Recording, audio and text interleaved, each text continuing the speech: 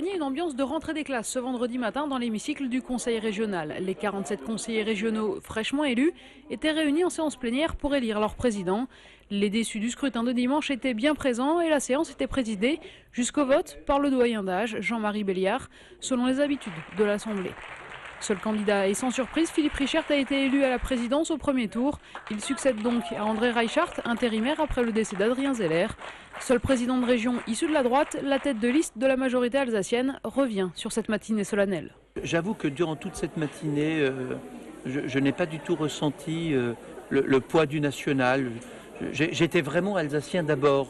Je n'ai pas eu le sentiment que nous étions en train d'emmurailler l'Alsace. Nous étions au contraire en train tous de dire que ce qui nous compte, c'est de travailler au service de l'Alsace et des Alsaciens, au-delà de nos clivages, au-delà de nos positions personnelles. Dans son discours de prise de fonction, Philippe Richert a évidemment rendu hommage à Adrien Zeller.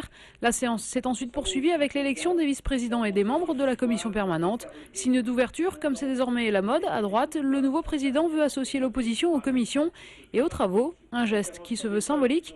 La gauche attend de voir. Il s'agit de regarder, quand nous serons sur des thèmes où des hommes et des femmes, quel que soit le groupe politique, ont des choses à nous apporter, qu'on puisse le faire avec la volonté tout simplement d'apporter le meilleur pour l'Alsace. Le meilleur, c'est tout juste bon pour l'Alsace. La première allocution de Philippe Richert a ensuite été suivie des déclarations des leaders des autres groupes.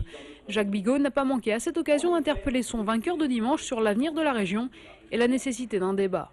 Le vrai enjeu, et c'est pour ça que j'ai interpellé Philippe Richert, ça va être quelles vont être les compétences des régions dans l'avenir. Comment est-ce que nous arriverons à convaincre nos concitoyens du rôle des régions et quel sera le rôle des régions dans les 4 années à venir, en sachant qu'en 2011, lorsque nous voterons le budget, on verra que les marges de manœuvre sont extrêmement réduites.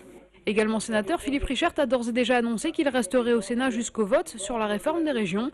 Il a donc répondu favorablement à la volonté de Jacques Bigot d'organiser un débat au sein de la région sur ce thème. Nous aurons l'occasion de mettre à l'ordre du jour de la région le débat sur l'évolution institutionnelle, parce que, comme vous le savez, j'y suis moi-même très attaché et je pense qu'au-delà des clivages partisans, il faut voir comment nous pourrons être utiles à l'Alsace. Une dernière photo de famille et le travail de la nouvelle Assemblée a pu démarrer. Les 4 années à venir s'annoncent studieuses pour les nouveaux élus.